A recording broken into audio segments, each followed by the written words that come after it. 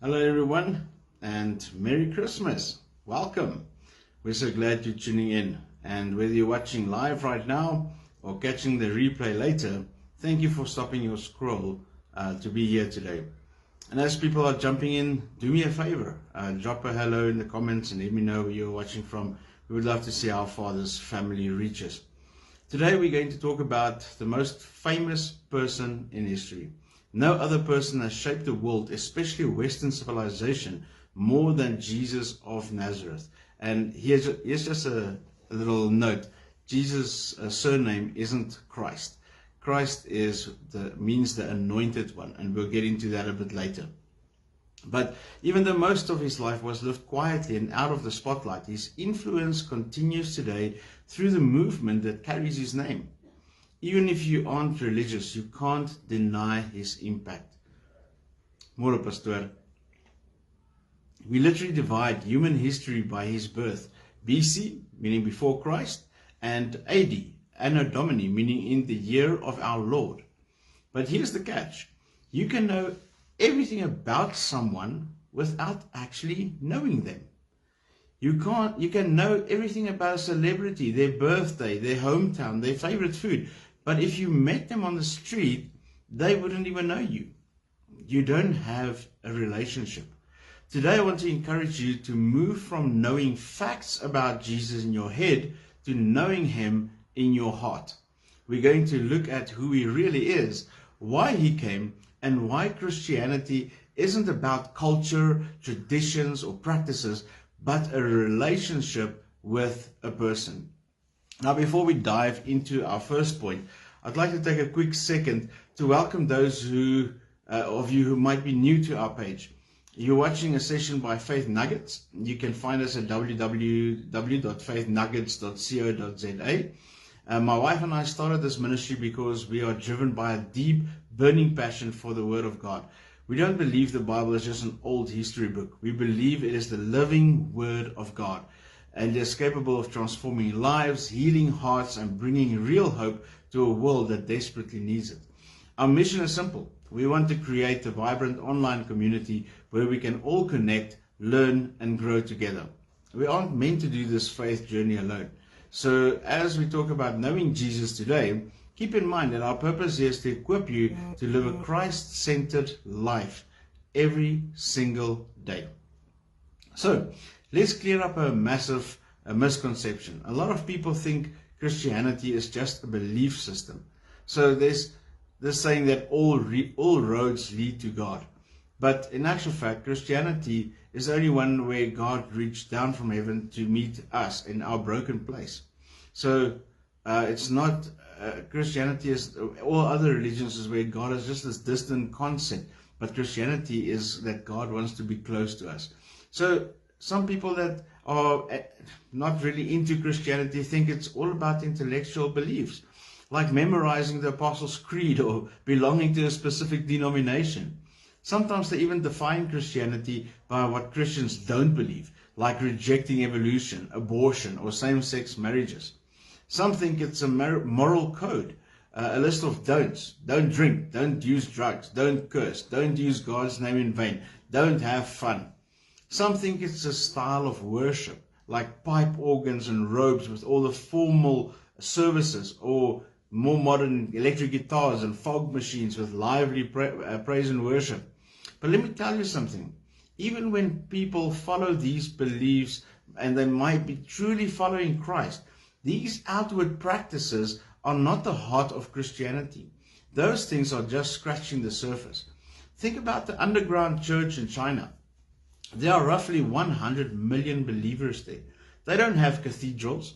They don't have big worship bands. In fact, their praise and worship sessions sounds nothing like in the Western world. They meet secretly in homes. They face persecution. Yet their faith is often stronger than ours in the West. Why? Because they aren't following a style or a rule book. They are following a person, Jesus Christ. Without Jesus, the rules are just heavy burdens. But with Jesus, everything changes.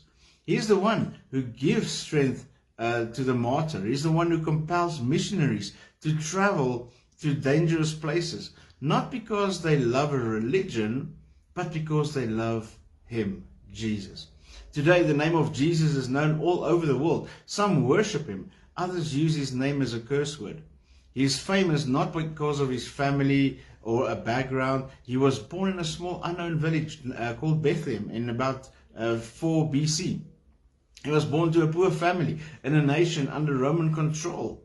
Yet now, 1 out of every 4 people on earth honors His name, while many others reject or hate it.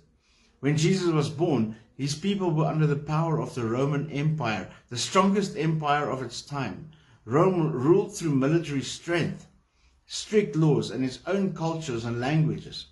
By all human standards, Jesus should have been forgotten after His death. But instead, His influence spread quietly through people's hearts until centuries later, Rome itself declared Christianity its official religion under Emperor Constantine in AD 313. So at its heart, here's a faith nugget, at its heart, Christianity is not about rules, rituals, or traditions. It is about one extraordinary person, Jesus Christ, who continues to change lives and shape history. So we've just talked about Christianity as about a person and not a set of rules. And you know, the key to any relationship with a person is communication. You have to talk to them and you have to listen to them. That is exactly why we offer daily devotions and articles on our website. We know life gets busy. Sometimes we feel like you don't have time to sit for an hour, but you still need that connection. Our articles and devotionals are designed to be that daily bread, quick, powerful truths to help you grow in your faith and your knowledge of God. If you head over to www.faithnuggets.co.za, you can find resources that help you keep that conversation with Jesus going throughout your week, not just on Sundays. So who was this man, Jesus? Let's look at His humanity. We often see Him in stained glass windows with a halo looking very distant, or even that painting from Michelangelo where God just wants to touch the human hand. God looks always very distant, but the Bible tells us that Jesus was real, gritty, and fully human. He was known as the carpenter. Most scholars believe His earthly father, Joseph, died when Jesus was young. That means that Jesus likely spent His teenage years and 20s working to support His mom and His siblings. He knew what it was like to have calloused hands, sore muscles, the responsibility of paying bills. And as a man, Jesus lived amongst ordinary people, blending in naturally. But most people didn't realize who He really was. John 1 verse 11 says, He came to His own, and His own did not receive Him. His ministry lasted only about 3.5 years, yet His teachings, miracles, and acts of kindness are still remembered worldwide. He was perfectly balanced as a person. Have you ever noticed how great leaders always have some kind of flaw? Moses was humble, but he had a temper. Elijah was bold, but he struggled with depression. Peter was passionate, but he was also very impulsive. But Jesus, He was the perfect blend. He was strong, but never stubborn. He was compassionate, but never soft. He spoke the truth, but always with love. And here is something fascinating. Jesus never apologized. Think about that. He never had to say, I'm sorry, I shouldn't have said that, or I shouldn't have done that. He never had to backpedal. He was flawless in character. Jesus asked a lot of people a lot of questions, but He never sought advice. He fully knew who He was, why He came, and what His mission was. From the very start, it was clear to those who met Him, Jesus was different. Why does this matter to you? Because it means that Jesus understands you. The Bible says Jesus grew in wisdom and stature. It says that in Luke 2 verse 52. He had to learn to walk. He had to learn to read. He was also tempted. Remember when He fasted for 40 days in the wilderness, He was hungry, tired, alone. Satan came to Him and hit Him with every temptation in the book. Greed, power, pride. But Jesus didn't sin. So when you are struggling, when you are tempted or tired or feeling alone, you aren't praying to a distant God who doesn't get it. You are praying to someone who has been there. It's amazing to think about Jesus growing in wisdom and stature, isn't it? It reminds us that we need to grow too. Spiritual growth doesn't just happen by accident. It happens on purpose. One of the main ways we help you to do that at Faith Nuggets is through our Bible studies. We believe that by studying the Bible together, we build a stronger relationship with God and with each other. It's one thing to read a verse. It's another thing to really study it and understand the context. Whether you are a brand new believer or you've been walking with the Lord for decades, we have study materials designed to challenge and encourage you. We want to move you from just reading words on a page to letting those words shape your life. So we've looked at the humanity of Jesus and how he grew up. But if we stop there, we only have half the story. If Jesus was just a good guy and a wise teacher, he's not enough to save us. We love the Christmas story, and especially today around Christmas time. Many people know the Christmas story, the account of Jesus' birth in a stable in Bethlehem. And some people can get so caught up on the fact that Jesus was not born on the 25th of December. But did you know that Jesus existed before Christmas? John 1 verse 1 says, "In the beginning was the Word, and the Word was with God, and the Word was God." The Bible says that Jesus, together with the Father and the Holy Spirit, created the world in John 1 verse 3 and Colossians 1 verse 16. Jesus is the creator who stepped into his own creation. So we're not celebrating the day. We're celebrating the fact that Jesus was born. So while on earth, Jesus clearly remembered his life before Bethlehem. He said, "I came forth from the Father and have come into this world. Again, I leave the world and go to the Father." He said that in John 16:28. So the night before his death, he prayed for the glory he had with the Father before the world began. John 17 verse 5. In the Old Testament, there are several stories where God appeared to people in physical form. These are often called theophanies, meaning appearances of God. Today, many Bible teachers call them Christophanies, appearances of Christ before Jesus was born as a man. Morning, Niels. Happy to have you with us. So there was a powerful moment in the Bible where the religious leaders asked Jesus, "You aren't even 50 years old and you have seen Abraham?" Jesus looked at them and said, "Before Abraham was, I am." He used the holy name of God for himself. He was claiming to be God. That's why they picked up stones to kill him. The Apostle Paul also taught about the eternal nature of Christ. And he is before all things, and in him all things hold together. Colossians 1 verse 17. For many people, the most familiar part of Jesus' life is his birth. Every Christmas season, we hear about angels, shepherds, the stable in Bethlehem. People send cards with nativity scenes and pictures of wise men. Churches hold Christmas services where the story is read over and over again. But often, people stop at the surface details and miss the deeper truth of what really happened that first Christmas. Deep down, people everywhere have a desire to know God, to see him, to touch him, to make him real. Paul explained this to the philosophers in Athens when he said that God made all people and placed them where they live so they would seek him, though he is not far from each one of us. Acts 17 verse 26 and 27. That longing to know God explains why many people through history turn to idols of wood, stone, or clay. Even the Israelites, they seen God take them from Egypt and take them through the rivers, and they see all the miracles how God moved them. But yet when Moses went up the mountain to meet with God, they said to let's make a calf, let's make a golden calf, because that is what they knew of worship. So even though they were passionate about worship, they didn't know exactly how. So Paul says idols were what people created after rejecting the truth that God had already shown them in Romans 1:21 to 23. Because of this universal longing, the Word, Jesus, became flesh and lived amongst us. John 1 verse 14.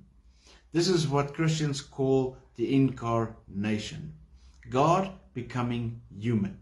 The incarnation teaches several important truths. Number one, Jesus existed before his birth.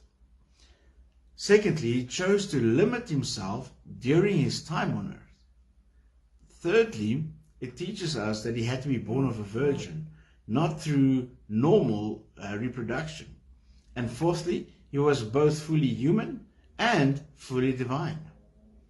But how could the eternal God take on human flesh? The answer is found in what Paul called kenosis, a Greek word meaning emptied, in Philippians 2 verse 7. Jesus didn't stop being God, but he emptied himself by hiding his glory, taking on human limitations, and depending on the Holy Spirit to do his Father's will. John said that he saw glimpses of Jesus' glory during his life in John 1 verse 14, but it was hidden. Later, when John saw Jesus in his resurrected glory, he fell at his feet like a dead man in Revelations 1 verse 17. Why would the eternal God do this? Why would he empty himself and strip himself of all the power and all the glory that he had to come and live as a human being? Well, first of all, love. He loved us so much that he didn't want to leave us in a lost condition, even when we rejected him. Secondly, revelation. Jesus wanted to show us exactly what God is like. Third point is salvation. Only a human could die for humans. The sacrifice of animals only covered sin, but Jesus' sacrifice took away sin. He dealt with the sin element. But only God could pay that infinite price for sin. And fourthly, it was for being an example. Jesus humbled himself to show us how to live. The virgin birth is an essential part to this truth. Jesus' birth was normal, but his conception was miraculous, caused by the Holy Spirit in the womb of Mary, a virgin, in Matthew 1 verse 25 and Luke 1 verse 27. This fulfilled God's purposes in a promise in Genesis 3 verse 15 and Isaiah 7 verse 14. Because of the virgin birth, Jesus was both fully human but also fully divine. He did not inherit humanity's sinful nature.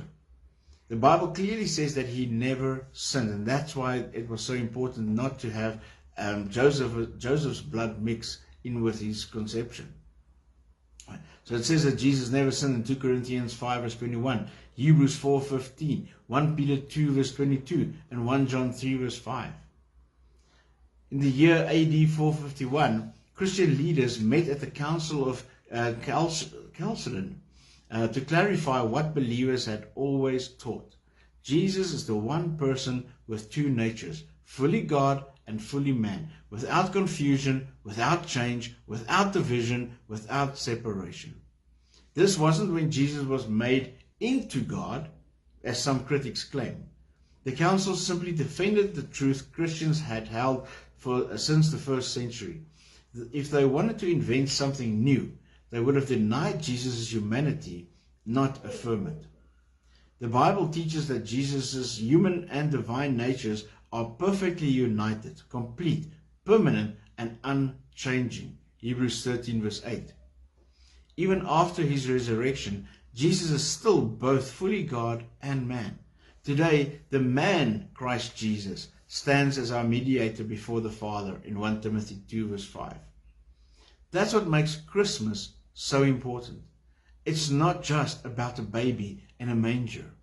It's about the eternal Son of God becoming flesh.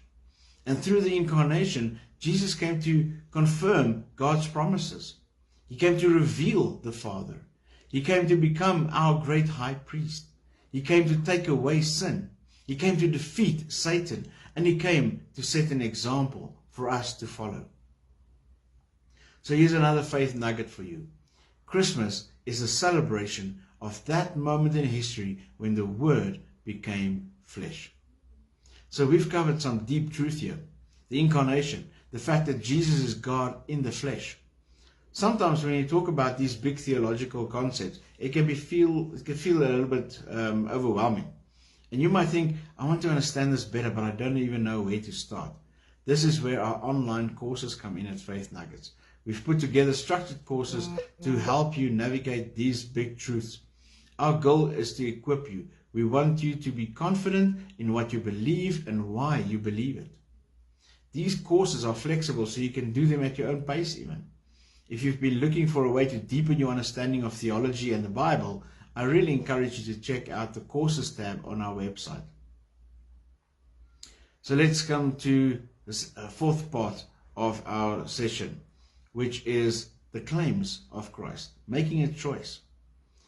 Jesus started his ministry quietly, walking dusty roads in the land of Israel, but over time he became one of the most well-known people in history, and his influence continues even to today.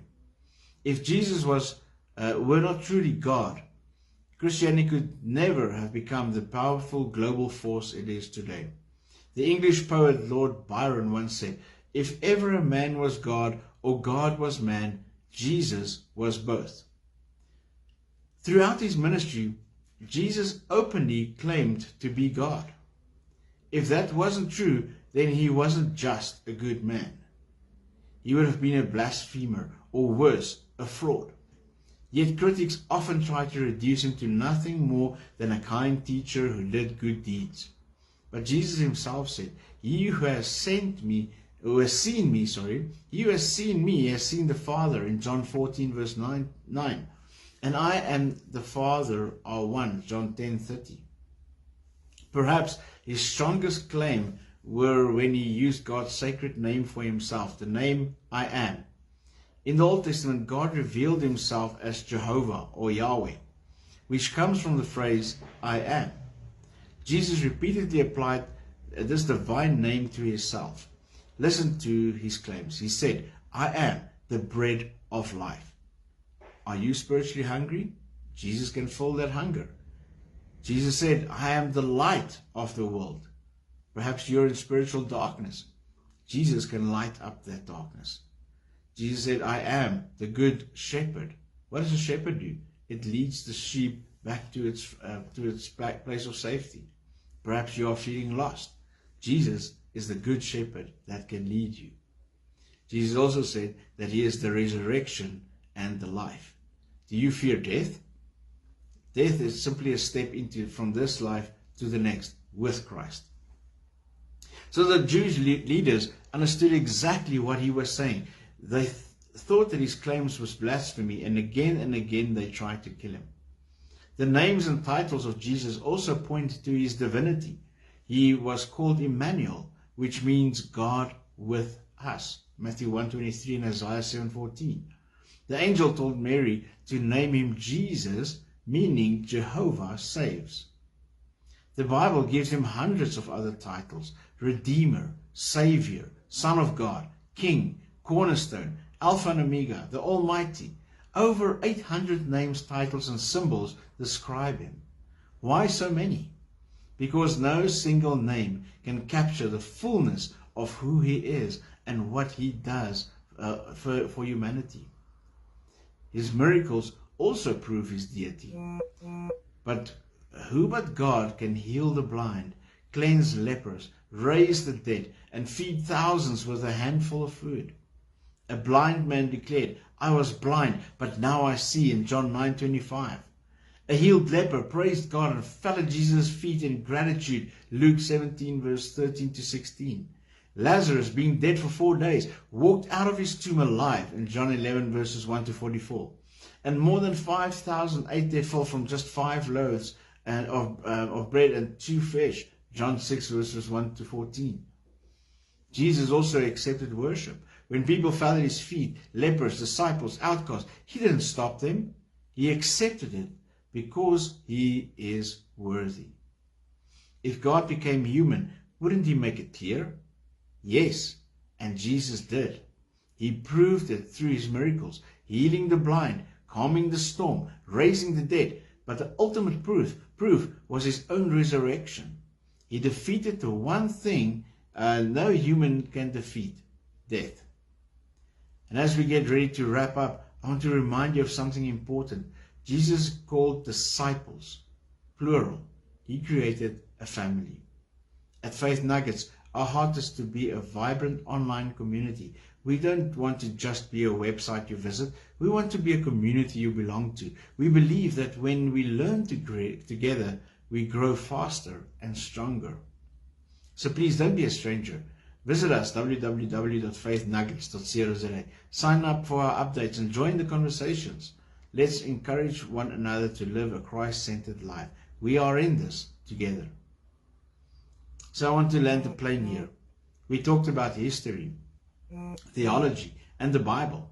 But let's bring it back to you. Knowing about Jesus won't save you. The demons know about Jesus and they tremble. The question is, do you know him? Do you know Jesus? Do you have a relationship where you talk to him and he changes your heart? Christianity isn't about joining a club, like you come into the church, everybody welcomes you, you get a visitation card, get onto the SMS group or the WhatsApp group, and now all of a sudden you're part of the club.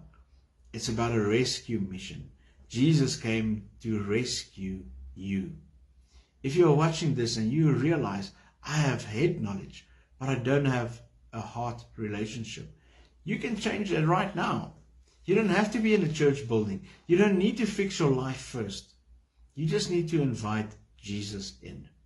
So here's my challenge to you. This week, take 10 minutes a day, just 10 minutes, to read the Gospel of John. It's in the New Testament. Don't read it like a history book. Read it looking for the person of Jesus. Ask him, Lord, reveal yourself to me. And if you want to make that choice today to start a relationship with him, simply pray. Lord Jesus, I believe you are who you say you are. Thank you for dying for me. I want to know you, not just know about you. Come into my life and lead me. If you've prayed that, please send us a message or drop a comment. We want to help you take the next step.